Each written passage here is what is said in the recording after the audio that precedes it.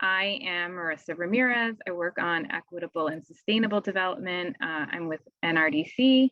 I'm also with the SPARCC national team. And today we're really excited about this conversation with some really wonderful partners, speakers, and friends of SPARCC to discuss making some really important and critical investments in climate a priority for communities, especially the communities of color and the communities that are part of the SPARCC family. So I know most of you are part of the SPARCC community and the legacy, but for anyone new, just a few quick words of background. SPARCC is the Strong, Prosperous, and Resilient Communities Challenge, which is an initiative now in our 5th year. And our collective is over 300 national and local organizations spanning multiple sectors across our 6 cities, Atlanta, Memphis, Chicago, Denver, Bay Area, and LA. Our work focuses on systems change to influence policies and practices that shape our cities. And because we're focused on systems change, centering racial equity, building relationships, and shifting power to communities shapes our work. So this webinar, this session today is part of our community of practice for SPARCC, bringing us together for shared learning and highlighting the learnings from you all and from the ground up to help to continue to shift our practices. So much thanks to all of our organizers, Jasmine, Ella, Mona, Catherine, to help make this webinar happen. So turning to our discussion in SPARCC, there's really been a need to better support projects in our SPARCC pipeline and to really understand how our SPARCC capital and our SPARCC team can really shift to enable energy and water efficiency and other climate resilient measures that keep our communities safe and healthy, ultimately, hopefully also keep costs low in the future. And we have a really exciting and wonderful group of speakers with a really wide, broad, and amazing breadth of expertise who will share their perspectives on this topic. Adrienne Ling is here to share her perspective on climate-related work with Latinos Progresando. Diana Sachs, sustainability lead with Northern California Land Trust, will bring her expertise from implementing climate investments without displacement and centering people. Angelina Benson from Elevate joined us in really bringing community-focused energy and climate technical assistance. Devin and Sandra, who you know with SPARCC, to share their perspectives from the SPARCC capital perspective. Carrie O'Neill, we're really thrilled to have you, friend of SPARCC from Inclusive Prosperity Capital, bringing a kind of complementary perspective and experience on some tools and strategies and opportunities to kind of scale this work from the green financing perspective. For SPARCC and the SPARCC pipeline, this has really meant collaborating with local partners on meeting technical gaps through energy assessments and assessing, accessing public funds. It's also really been able to cover some of the upfront installation costs, which are often high for community projects, and subsidies from SPARCC capital. So what's new is that projects have been able to partner with us and customize their needs based on optimizing some of these climate impacts of the investment, and so to be able to access capital through SPARCC instead of taking a separate energy program. So we'll get into that in the conversation. So taking a step back, nowadays I think people really understand intrinsically the need for addressing these compounding challenges of health and climate. Racial uprisings are really at the forefront, and so for our work, community resilience is really at the intersection of community development, racial equity, climate. So we know that these solutions really include preserving affordable housing, community-centered and civic building services that integrate these green features, and ensuring that these assets and green spaces and people continue to be connected. And so our work on sustainability is not just about greening low-income communities of color, but really addressing the root cause of environmental injustice, health, and wealth disparities by putting people and communities at the center. So we'll cover this need for advancing resilient capital solutions in our communities and investing climate resilience, including the role of climate and community-based technical assistance and some examples of our SPARCC approach, and opportunities for collaboration. So there will be time at the end for questions. So we invite you to jot them down. You can put them in the chat. We might respond to them as they come, but we'll also compile them and we can come back to them in the discussion. So turning now to our speakers, and maybe starting with some of the biggest needs. What is really needed for communities of color, especially to really implement energy and resilience related investments and upgrades in their projects? And I'm going to start, I think, with you, Diana, and I'm thinking really broadly, about whether it's technical or financial or structural, kind of the ability to access energy programs or simply community-based needs. How can we approach some of these needs, and what do you see as the biggest needs and where to start? I would say maybe all of the above, but starting with trust building is, I think, really one of the most important foundations. And that's easily done by just elevating diverse leadership across all sectors. So that's not just, the developers and the community organizations, but that's with the engineers and the technical assistants provided, the architects, just everybody who is going to be interacting with these kinds of projects. I think it's a lot easier to work in these communities when you see yourself reflected within the people who are making these policies. So I think trust building is a really important part, but then also technical assistance and reflecting that diversity within the technical assistance as well. Absolutely. And I think that's such a great point, that when we say technical assistance, what do we really mean by that? And what does that look like? And really starting from trust. So thank you. And just building on that and, kind of stepping back from kind of a national perspective, and maybe I'll turn to you, Carrie, bring you in. What are some, ways, what are some policies, practices that can support these greater community-driven resilience investments? And maybe if there's pieces that can speak to some of the points that Diana made of, what communities are looking for, how can we get there? Thanks for that. And to build on what Diana said, I just want to lift up the trust component. I think is so critical when we're talking about bringing financing into communities. Let's just name it. Financing has a terrible the financial sector, right, has a terrible track record in communities of color. So there's huge distrust, as there should be, based on past racist practices, predatory lending, redlining, all the rest, right? So there's a lot to overcome there, and we can't downplay that, right? It's the work to bring together partnerships, folks on the ground, and make sure that folks who are, providing financing are listening, working in partnership, not jamming down solutions, right? But co-developing solutions that honor and respect that history, but also the goals of the community. And I'm not gonna lie, that's hard work. That's like changing the way we do financing in this country, right? So I think that one of the things that has struck me in the last maybe 6 months is this shift in the conversation, and you guys have already, brought it up, is the need for technical assistance and capacity building on the ground. It's not only about funding for projects and bringing financing in for projects, but doing that work to get projects ready to be financeable. So when I think about national policies and practices that are really going to support communities of color, I think about models that you all are innovating and others are innovating, that provide the right resources for those on the ground to build that trust, build that pipeline, help create the companies that reflect the communities that we're working in.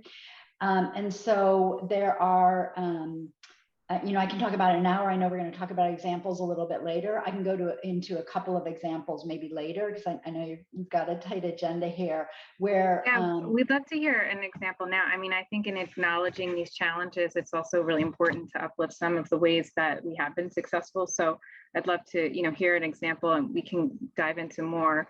And just a quick moderator point, I'm going to direct some questions to each of our speakers, but you're welcome to jump in if I don't direct one to you as directly.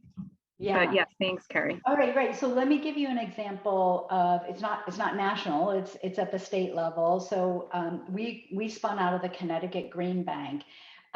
One of the cool things about being in a small state is lots of folks know each other. So we, starting back in 2012, tackled and started to focus on the affordable multifamily housing sector. Really hard sector, decades of disinvestment in Connecticut, decades of suburbanization policies, which was hollowing out the cities with all the things that you guys, I'm sure, are dealing with in your communities as well. And so we knew that we could innovate products that would address these gaps as a green bank.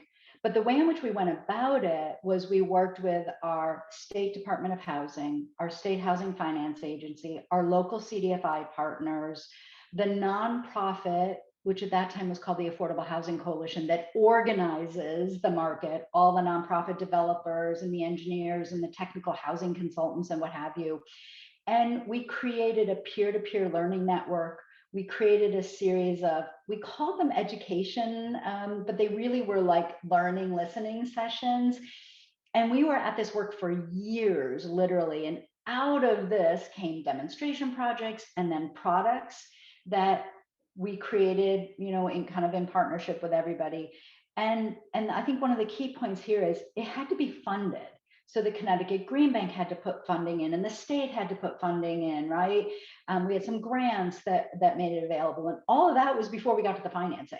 We have projects that are 5 years in development. We have a 1,000-unit workforce housing development project in Bridgeport that's 5 years in development, and now getting to the point where we're ready, that has benefited from all this. So there are models, but I just want to flag, it's a lot of work, it's a lot of coordination, it's a long game, and the TA capacity building, outreach, education has to be funded. And I think one of the reasons that we are able to do that at the Connecticut Green Bank is myself, folks on my team, we come from community-based backgrounds and we have that perspective. And so we brought that from day one, like that just came with us. We just happened to be working at the Connecticut Green Bank and had the ability to make that happen. So yeah, we can talk about other examples, but I think that's a good one. A lot going on there. Yeah, thank you. That's a great one to start with. And there's just so many tidbits in that example that you called out in terms of peer learning, trust building, bringing that community perspective, and that really key point of funding and technical assistance. And so really appreciate that example. And, if there's questions, we can come back to that as well. A couple of times technical assistance has already come up as a really important need. And so I'm starting to turn to you, Angelina, and I'm thinking about, what type of technical assistance is needed? What does that look like? And we talked about, diversity in technical assistance as well. How do you approach technical assistance, from Elevate's perspective, sort of meeting these resilience needs, engaging with stakeholders, really uplifting that community's perspective and sort of maximizing the climate impact? Would love to hear your perspective on that. What type of technical assistance is really needed and what does that look like?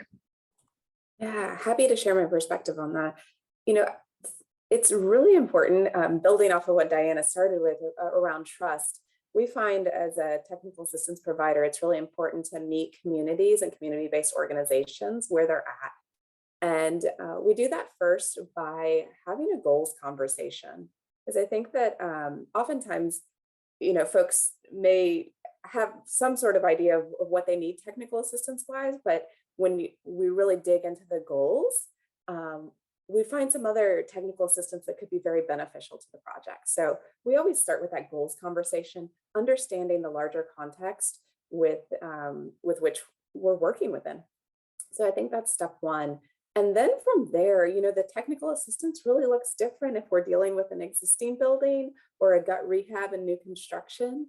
And so that technical assistance can take the form of, if it's a existing building, and on-site energy, water resiliency assessment and developing recommendations, and then supporting the community with finding ways to access funding, incentives, et cetera, to implement those recommendations. If it's more of a gut rehab or new construction, the technical assistance that we provide is really digging into the drawings and finding those opportunities to increase efficiency, incorporate resiliency measures, and also incorporate renewables whenever possible. But all of this is taken into account. What are the goals that the community is driving towards? So it's a key piece of that is just staying very closely aligned with the community, the design team, construction team. And again, just touching on what Diana mentioned at the beginning, really finding contractors of color to work on the projects. I think that is so critical, and it's something we're really working hard on at Elevate to build up that contractor pool. So I'll pause there, but obviously happy to talk more about it. Yeah, absolutely. Thanks, Angelina. And Adrian, I know, Latinas Progresando had the chance to work with Elevate. Can you share a little bit about that experience and, how the technical assistance and the goals piece kind of worked from your perspective? Yeah, and I mean, what Angelina described is 100% how it rolled out with us. So she's describing exactly what that process looked like. Because I think, we, from the beginning, we wanted our building to be energy efficient. We wanted to include those features, but we felt like it was out of reach for us. Like we had already sort of accepted that it was going to be out of reach for us. And we were far along in our drawings, almost complete. In fact, when SPARCC brought Elevate Energy to the table, and what they brought was the technical expertise to do some energy modeling, and recommended some upgrades. And they worked directly with our GC and our architecture team to really do some cost analysis and help us make some decisions. And then one of the other big things is that it also armed us with some data that we could also use to go out and leverage additional resources. So there was also a subsidy that came along with that for that initial installation, which of course the resources, when paired with the technical assistance, are what makes this really possible. Having the information is one piece, and then having the resources to actually deliver it, of course, is another one. So it not only allowed us to do this initial kind of analysis and installation, but it also has given us the information that we need and the tools we need to go out and leverage additional resources into the project. And I think what became clear through this whole thing is, more than anything else, it's about information and access. We had what we needed. Well, not what exactly, right? But we had the pieces there. And I know we're going to get into it a little bit later, but to do this, and we just didn't even know it. And so, having access and information is what made this possible. You raised such a great point on putting those pieces together, because there is that information piece. You have all of these pieces that you're kind of building and putting together in a puzzle, and how important they kind of work hand in hand. Diana, I know NCLT kind of has a different or a related approach, complementary approach. Would love to hear your perspective as well on kind of integrating these energy assessment and sort of climate pieces into how you've been thinking from NCLT. Our mission is to provide affordable housing in perpetuity, and we kind of realize that sustainable housing is part of that. If we want to house people forever, they have to be there. The houses have to be there forever.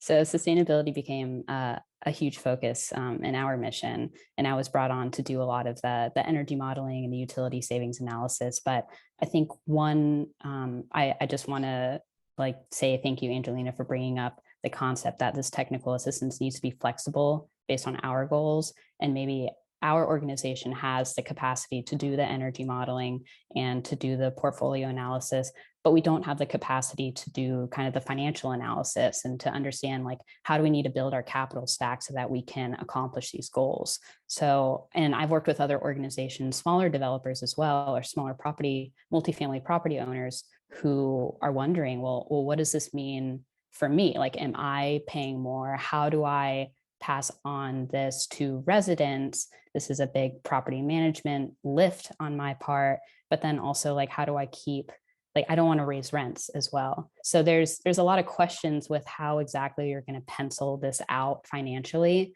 So that type of technical assistance is really, really important for us. Same with the like compliance, reporting, due diligence.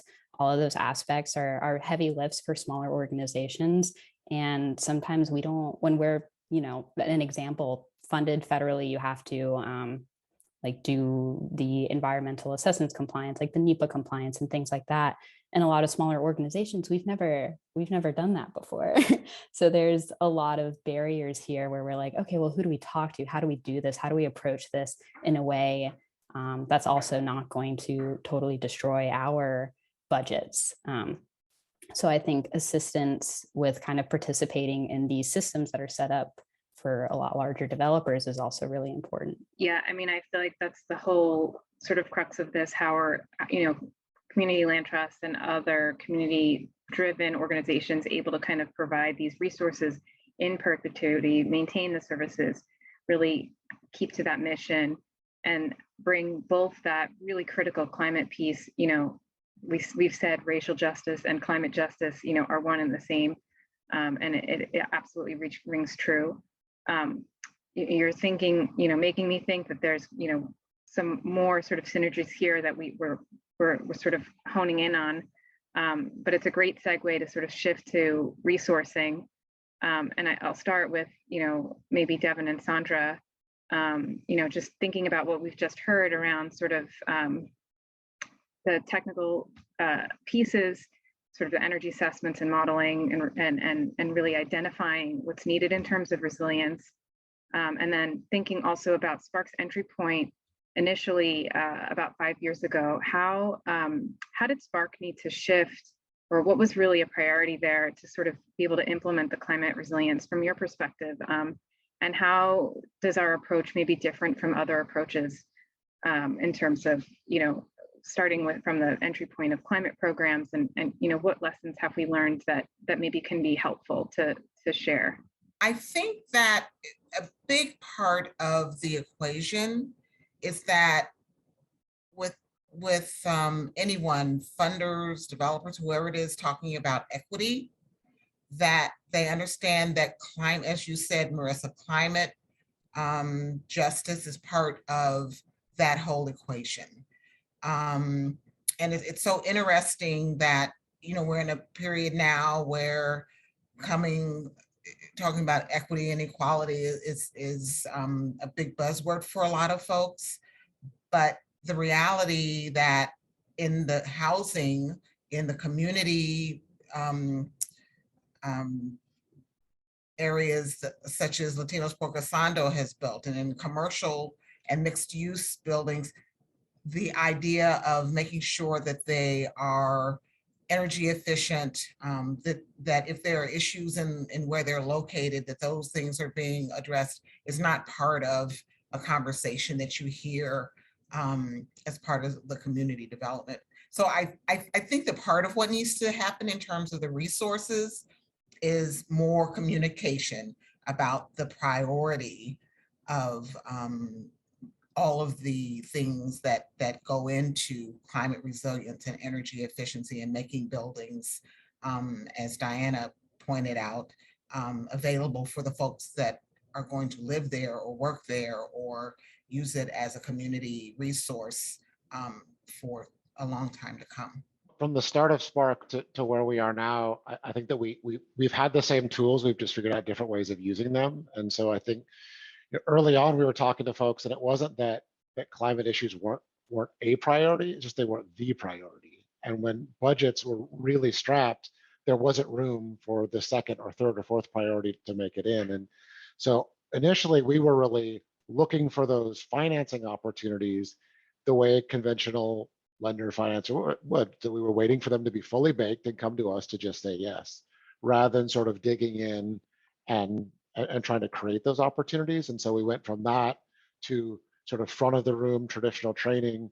Here are some best practices. Now you go figure it out, to where we've landed now to say, let's just be part of the project team. Let's take the technical assistance and the budget that we have and not just tell you to figure it out, but let's bring in the consultant. Let's cover that cost. Let's do what we can to generate that investment opportunity to begin with. Because all investments take the feasibility assessment. They take that technical assessment, and that costs money that often projects don't have. And then the second piece was sort of shifting from a financing standpoint, where we have to be able to figure out how the dollars get back to us, to something that's a little bit more of a funding focus, where we're still thinking about what the return on that investment is, but we don't get hung up in the wrong pocket problem, where if the dollars can't make it back to us, they're not worth investing in. And so we think about how that strengthens the community organization, how that lands in residents' pockets, how there's other beneficiaries of that investment, and it doesn't necessarily have to come back to service the debt the way it would in the financing structure. I wonder whether taking all those learnings, you have 5 years of rich learnings, especially that last point you made, Devin, on, it wasn't what, the traditional sort of financing approach that you thought it would be, whether you think there's an opportunity now to kind of take those learnings and imagine, now inserting financing, if you had the right technical assistance, the right capacity building. I love that. Like, we have to be a part of the process, all along. That's definitely how we work. Although we're not doing all that technical assistance, we're in the conversation. And so can we imagine creating kind of products and processes and some standardized approaches with some standards around the engineering and the design and the things you need, and put it all on a platform, right, that makes it a little bit more efficient. There's still humans involved, still relationship driven, still community driven, but just making it a little bit more standardized. That's something that we're really kind of that's how we're starting to think about, whether it's multifamily or single family residential or community solar, taking these learnings and yeah, just a reaction to hearing you guys in a minute talk about 5 years of work.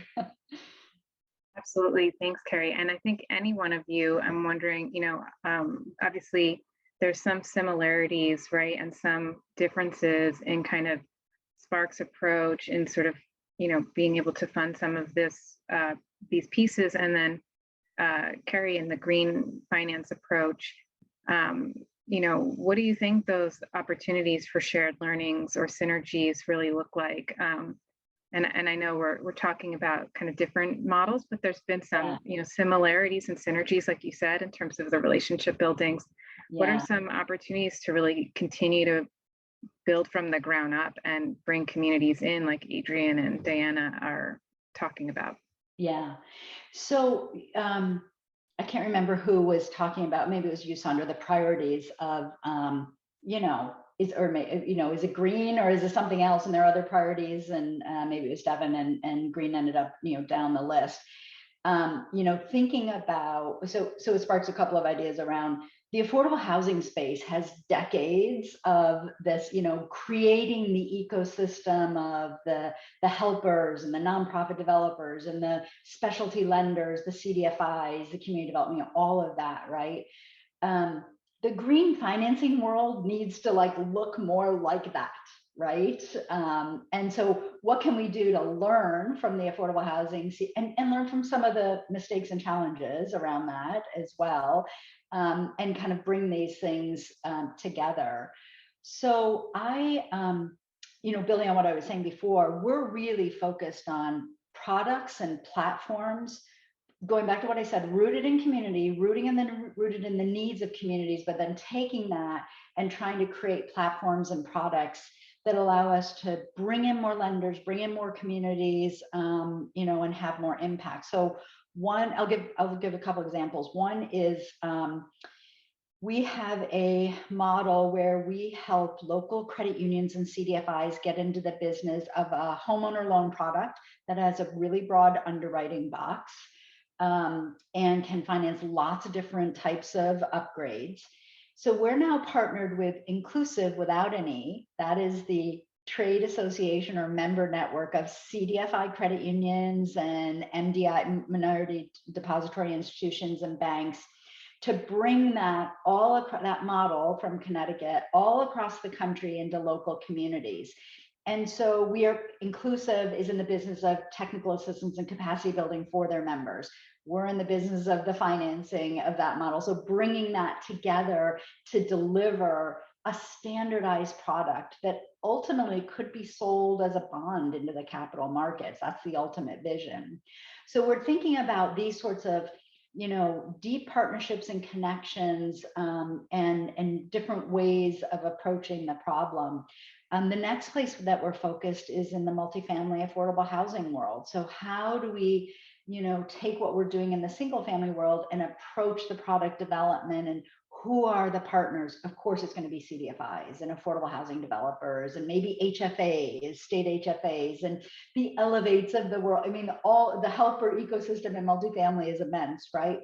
How do we collectively conceive of these sorts of projects? I will just address cost of capital. It's an issue for CDFIs. It's an issue for IPC and other green banks. And I mean, it's an issue in our communities, right? A lot of these projects need concessionary capital. And so we have to be thinking about blended capital stacks and capital stack innovation. I think somebody talked about that earlier. There's a lot of work to be done here. And how do we leverage state government money, local government money, and on the federal government money side, Build Back Better? Is it going to happen? If it does, there's this greenhouse gas reduction fund. It's a $29 billion fund that EPA would administer. And about half of it is for low income and disadvantaged communities around green. And you know, and a big chunks of that can be used for TA and capacity building and building up our staffs. That's like, that would be transformative. Now, if that doesn't pass, we're all going to have to figure out how we replicate that. But those are just a couple of, you know, thoughts and ideas and examples. Oh, one other example from the federal level I think is super cool. I'm really impressed. The National Community Solar Partnership, which Nicole Steele at DOE now runs, I mean, you know, they came in and they assessed the landscape and really recognized the need of TA. So they've got lots of different TA streams. They've got a TA stream for states on the policy side. They've got a TA stream for multifamily affordable housing. They have a TA stream for rural electric co-ops. Now they have a TA stream for what they call the Credit Ready Solar Initiative, which we're a part of, to get lenders all working together. And the idea is like, okay, lenders, you gotta signal to communities what they need to show up with for an investable project. And that TA has to work its way through all the other TA work streams. And they've got a grant program now for community groups. So imagine community-owned community solar. Really hard to finance, really wonky, like a million different flavors, not a good thing for financing. But we could work all together. And so those sorts of like the federal government playing that organizing role and funding these different TA streams, love that model. And I hope it works. Like, we're kind of at the beginning, but I'm really intrigued to see if that plays out. And somebody in the chat said something about more lenders with community organizing experience. That's an example of DOE Nicole Steele. She has community organizing background. That's making a difference. Wow, we're getting a lot of questions and energy in the chat on that, Carrie. So really seems like there's, you know, potential, fingers crossed, for a lot of this to kind of come through on the policy side. What I'm going to do is kind of bring us back to the project level and then come back to maybe some of these policy opportunities to think about, you know, where there's opportunities to uplift some of our community models and to have some of the systems influence. And so, you know, in thinking about the project perspective, you know, I'd love to hear a little bit more about, you know, what has it meant to center equity in these climate investments.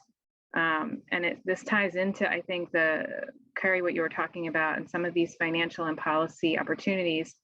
How do we continue to center equity while continuing to kind of make a greater impact? And for instance, Latinos Progresando, one of the first community orgs in Chicago to go all electric. What is that meant for you? What does that mean to center equity and electrification, equitable electrification, and other climate sort of measures, holistically? Would love to just hear a little bit more about that project. So for a little bit of context, we're redeveloping what was once, we're here in Chicago, we're redeveloping what was once a branch of the Chicago Public Library system. So the building was built in the 60s, but it's been vacant now since 2009. It's about 9,300 square feet, and we're doing just about a $4 million renovation to the building. So, as I mentioned before, as we're planning for the project, we really thought about and dreamt about having, a lot more like resilient design features, but we just really felt like it was out of reach for us. And Devin, you hit it exactly right. It was a goal of ours, but when the budget numbers start to line up and you have a lot of fundraising to do, it's one of the first things that has to go, or we felt like had to go.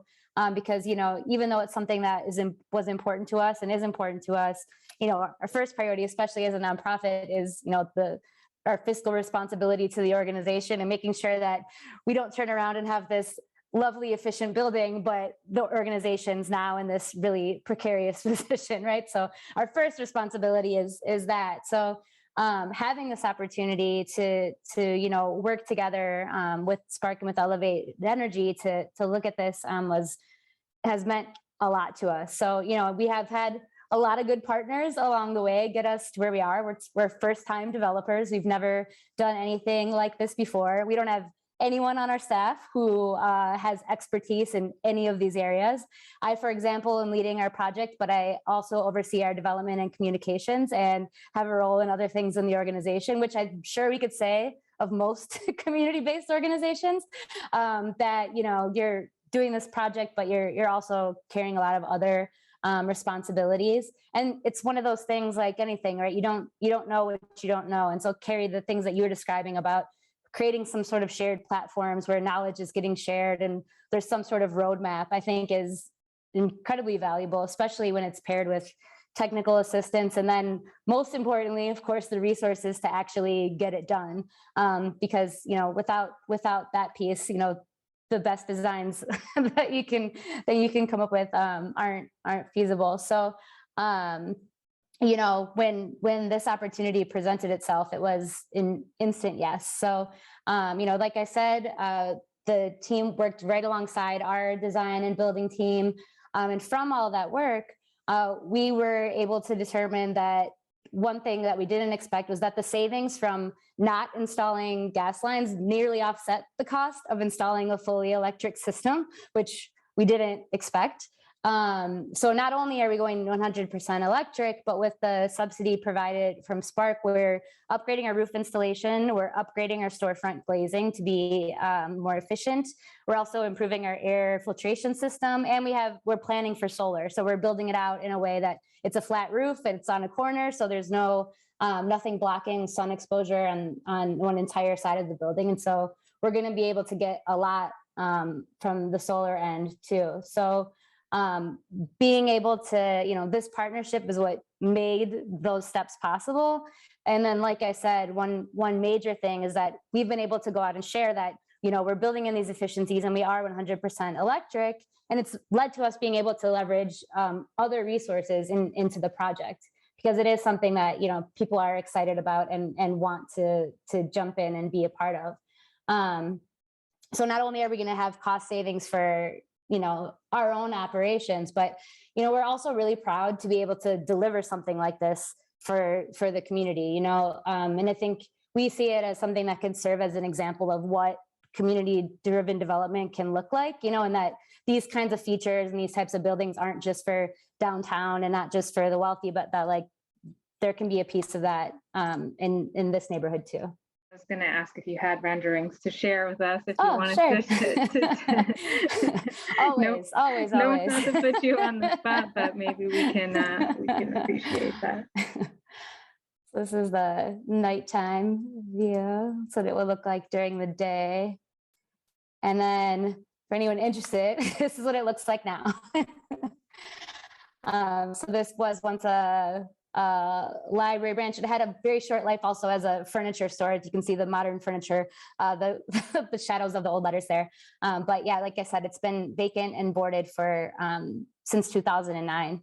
For those that know Chicago, I love to tell the joke that it's been there so long that it still says Mayor Daley on the sign. It does up there on the front. Similar question, Diana, NCLT.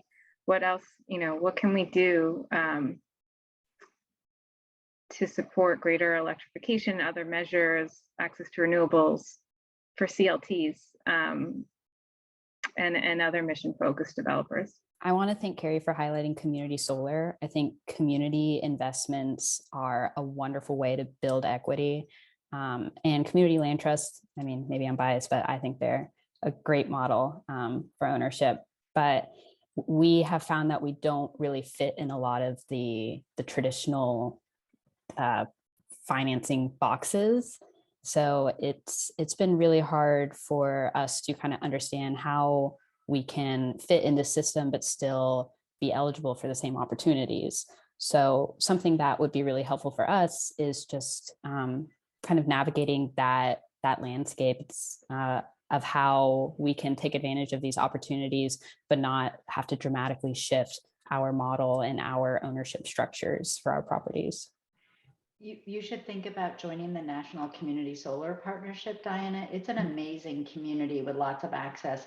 I will say, be warned, the policy landscape is all over the map across the country. So depending on where you're operating, there are real challenges to. It's not just a financing challenge, they're like bigger challenges. Oh, absolutely. We're in the Bay Area and kind of seeing, hopefully, not the death, but a slow death of rooftop solar.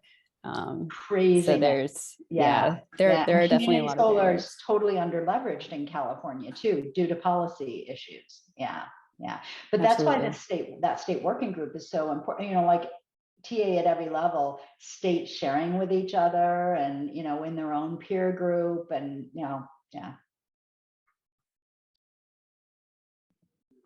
And Angelina, and also your work with projects and policy at that sort of intersection, any reflections on what is needed to really center equity in kind of the community investments in climate? I mean, I think that what's needed to really center equity is actually talking to the communities and really listening to what's needed, and then and then finding these partnerships that will make it feasible. I'll leave the policy side to Carrie and Diana to touch on that.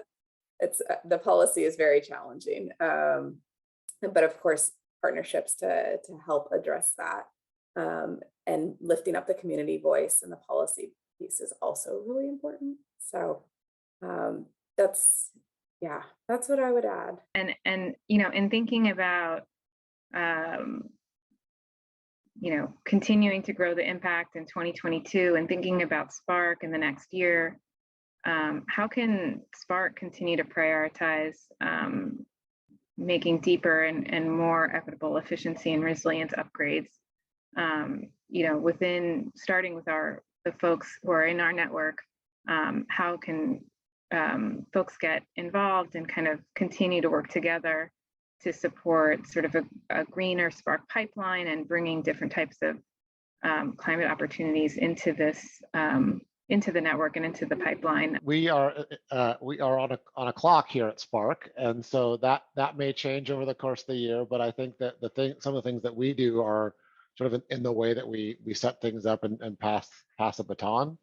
I think some parts of that, just responding to some of the things that came up in the last round of questions, is that we absolutely agree that prioritizing community voice and listening to what folks want is super critical. At the same time, I think we found that you also have to bring options and bring and bring knowledge and network those business models so that folks have a sense of what's possible.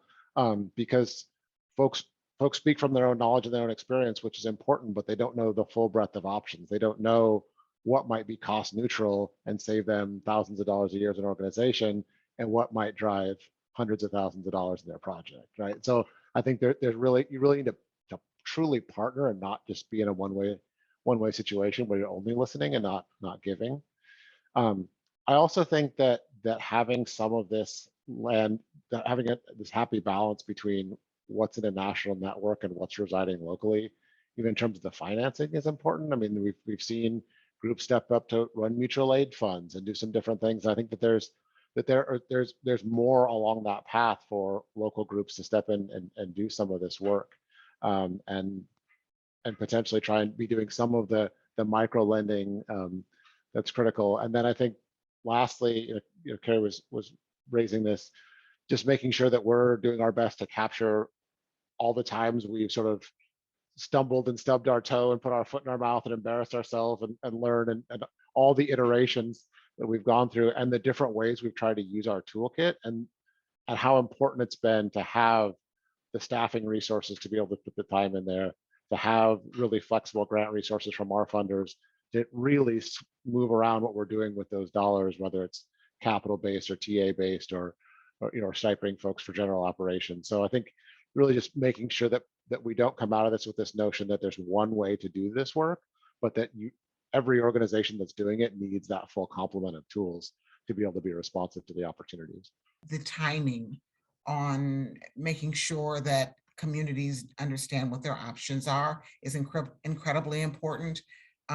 Speaking on what Adrian talked about in terms of the timing and determining what it was that they wanted to do from an energy efficiency standpoint for their community space, that had there been an opportunity for them to know more, for someone to share with them what was possible early on, the opportunities may have been different. So an early understanding, an early realization of the fact that it's in a community does not mean that there should not be opportunities for improvement behind just we've got a building, is incredibly important for our partners to realize as they're developing plans to build a building, not just after those plans are complete. Absolutely. I mean, I think it's everything that you've mentioned in terms of capturing the learnings and continuing to kind of bring those pieces to the partnerships is really a part of kind of this whole that we're creating. And I want to open it up to everybody, in kind of capturing those learnings, in some of the processes that we've tried in SPARCC, and some of the other processes that folks are thinking about. Are there, maybe in the policy sphere or in philanthropy and finance, are there institutions, are there levers, that are really a priority for us to be influencing? And if so, what might those systems change opportunities be? Briefly respond to Erica's question, which is such an important one about perceived versus actual risk, especially for low-income consumers. And I mentioned the partnership we have with Inclusive Without a Need to address that in particular. We've been fortunate to work with the national labs to gather up data sets on green lending to consumers, including low credit and low income consumers. The data is spectacular, as we might expect, because we're really changing the equation of wallets and budgets of these folks who are, so strapped. And so we're able to now take that performance data and speak to, the CEO of a local credit union or a regional credit union who's already mission aligned, but is like, what is this green lending? And, am I going to be comfortable doing this? And start to change the equation and change the narrative. But we had to collect data for years, not just us, like lots of different states and programs doing that. So when I think about platform development, and whether it's community solar or multifamily or what have you, that data collection is so critical to be able to get investors on board and overcome what's just an incorrect perception of risk. Well, that's a great response, and it has me think about in terms of L and this whole financing. In Atlanta, there's the solar energy revolving that is now lending in this space. Really great in the sense that they're lending not based on credit, but one's ability to pay. However, in the program, small little nuances like you have to be current on your property taxes. Well, in Atlanta, where the bubble of the housing crisis burst in 2008, that's another barrier that could be removed just with a change in policy. So my question is around this idea for L and its connection to a growing call around reparations.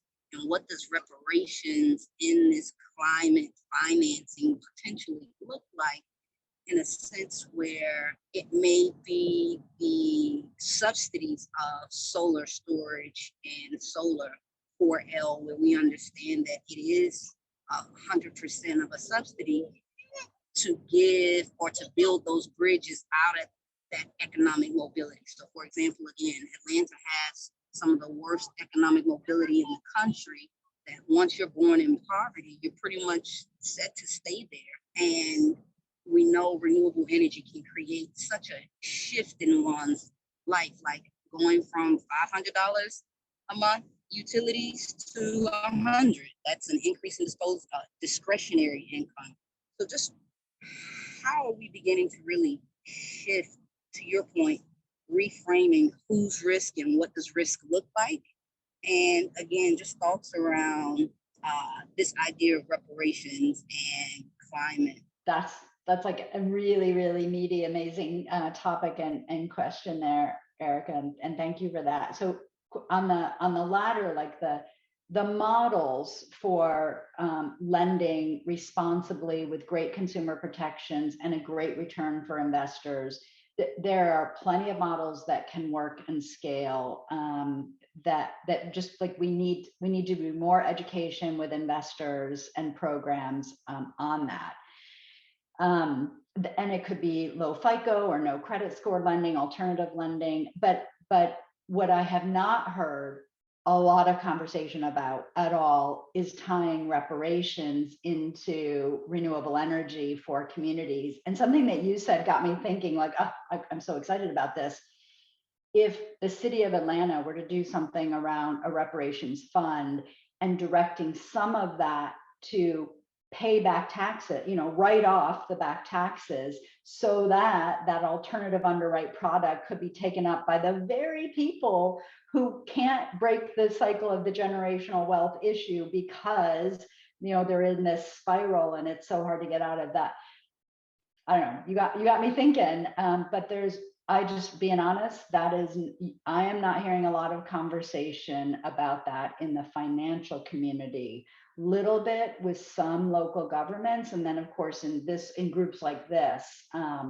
So you pose a really absolutely, yeah, and I feel it, and I think it really speaks to both kind of that distributive justice piece of who is really able to benefit from kind of these investments. But also, I think Erica is really speaking to also the, procedural justice and the justice of recognition of, who is really able to shape the solutions and recognize the expertise at the table to sort of provide those solutions as well. And really, how are we talking about risk, in climate finance means a lot of different things. But really, it could be turned into an opportunity if you're able to sort of both really address those worst impacts, as well as be part of the various policy and financing products, platforms, opportunities. So we're gonna turn to opening up and unmuting folks. So prepare any other questions that you have. Thank you, Mona, Ella, Jasmine, for collecting some of the questions. We have one from Mara, if you're still on. Mara had to hop, but she wanted us to still ask her questions. I think it was directed to Carrie, but it's open to everyone. Has anyone had successful conversations with other funders and financiers on creating that perspective if it isn't innately present like it was with Carrie? I will say in our trial, I'm assuming it was about that, acknowledgement of the wrongs of the financial system and what have you. At least I'm thinking that's maybe what she was talking about, or that community organizing bent. In the philanthropy world, you do have some, groups who have that perspective, but it's not as widespread as I'd like to see. Because often the folks who are staffing those are coming out of, I don't know, the very systems that maybe, especially on the financing side, not maybe the grant side, the very systems that are propagating this. I would say on the Community Reinvestment Act, community development side for the bigger banks, a lot of work to be done there. But where you are more likely to see it is in the CDFI world, right? Community development, financial institutions, and in mission-aligned credit unions, more likely. So those are good places to look to see if you can find folks that you can partner with who have the same outlook. Well, we'll just, stay open for another couple moments to see if there's any other responses or questions from the group. I see, Devin, that you've unmuted. Yeah, I was sitting here thinking about Mara's question, and I think in addition to Carrie's comments about finding like-minded folks and organizations, that there's a person, role, and system element to this, and you might find like-minded people that might not be true of every person in that organization, and people leave organizations, and so I think just being cautious to not overgeneralize. I think just in the same way we talk about building trust with community takes time, changing practices takes time, changing institutions and institutional culture takes time and is hard. And so I would caution folks to not overgeneralize about the culture of an institution from any individual, for better or worse. Devin, I think that is such an important point. And we've got some heartbreak stories where we had been working for years with, an individual that we thought was representing the view of the org. They were, but like that individual leaves, you've got years, put into a relationship, and come to find out, what, this isn't going to happen. The corporate, whether it's the credit committee or leadership, whatever, it's a real thing. And, it's hard to do diligence on that, right? Because you're building relationships with people. So how do you, it's like one of our learnings, because it like years of investment really hurt us. One of our learnings has been to think about creative ways that we can kind of test what these friends and these organizations are saying, whether it's bringing in more people, without, like, you don't want to doubt them too, but ways that acknowledge, like, hey, is this a thing? Is this real? Do you think we're going to get there? Kind of, yeah, it's delicate. I think there's ways to do that also that are more supportive than challenging. Like, hey, I understand you have an internal case to make. How can I help you make that case? Right. What else do you need? Yeah. What's your process? What's your timeline? What are the decision points? That's exactly right, Devin. It's doing it in a way that is supporting them, but also teasing out any potential roadblocks. And from what I hear, it can be a lonely place to be fighting that fight. Oh my goodness. Right? It's yes. making sure to recognize that your people are your people, regardless of what what's on their business card? Yeah, I do, Marissa. I have one last question. My question was around technical assistance, and oftentimes technical assistance comes into the community as a contractor working on a project that is more report. But when we're looking at data on the ground around energy efficiency, really how energy inefficient the homes are, I don't think the financial folks really understand that. And I want to just give you one little context. So HERS is gold standard in rating, and to be certified for HERS as a home, you have to be at around 50. We did a scan of 12 homes in the metro Atlanta area. All 12 of those homes filled the HERS rating and had an average of 139 HERS rating. So for us, that translates into we're in this financing for single family homes. The loans are only usually 3, 5, 7, maybe 10. We're talking the amount of retrofitting that needs to happen. It's really more like 30 to 50,000. And so I was wondering, has anybody thought about technical assistance in the form of the actual retrofitting of low to moderate homes? So that same funding that was being used for a consultant now is maybe a contractor that's able to go in. And as we say here on the ground, we have to get ready for solar first and help in that process of getting ready through technical assistance. Have you all ever heard of technical assistance from a contractor side where a community could actually receive the services of a contractor in the form of insulation outside of the programs that are already? Thank you. Thank you for your question, Erica. And this is Angelina. I know you're on the phone from Elevate.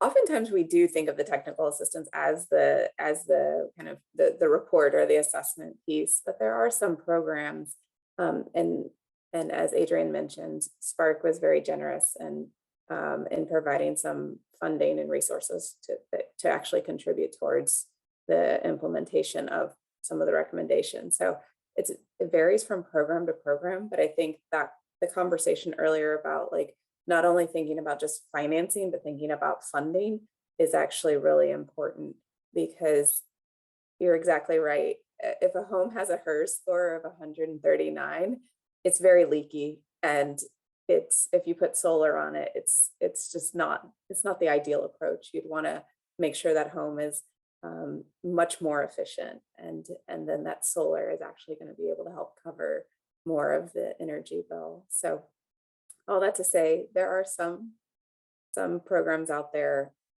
It's not as common, but obviously utility incentives help bring down the cost. Sometimes there's local incentive programs or grant funding, but it's not usually considered technical assistance. It's an idea, something to work towards. Diana, then you came off mute.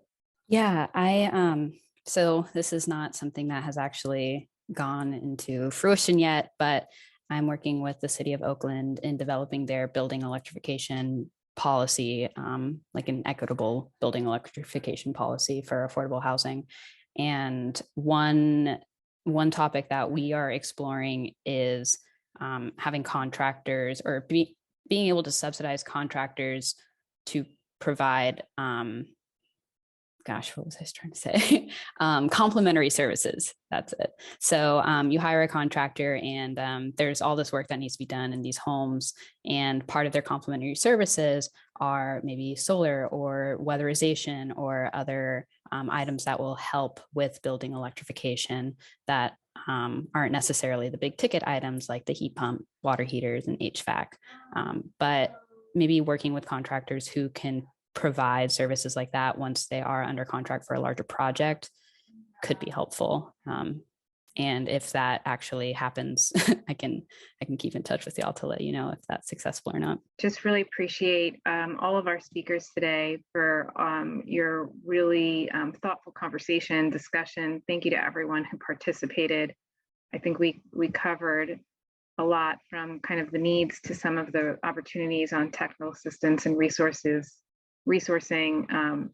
really great tidbits around the community solar group at DOE, some great thinking at the policy and contracting level, and really appreciate all of the insights that everyone on this call has brought. So if there's something that comes to you, I just want to take a moment to give you, Marissa and Mona, credit that you didn't talk about on this call, that the two of you were so instrumental in helping us figure out who to call, what to ask them, and certainly the information that you've provided in the blog about the work that we did with Latinos por Casando specifically, and with others as well. So you guys didn't give yourselves credit. So I just wanted to make sure that everyone knew how important you two are to this whole process. You guys are the best. You know, this team is amazing. Thank you, Sandra. Couldn't have done it without all of you. Thank you. We definitely want to remain in touch and take this, continue to expand and explore this work with all of you. So really appreciate all of your participation. Feel free to reach out and we can connect you to, hopefully our speakers are okay with connecting folks, just offer that to everyone. But I think we can give you back a couple minutes of your time and look forward to continuing to work with you.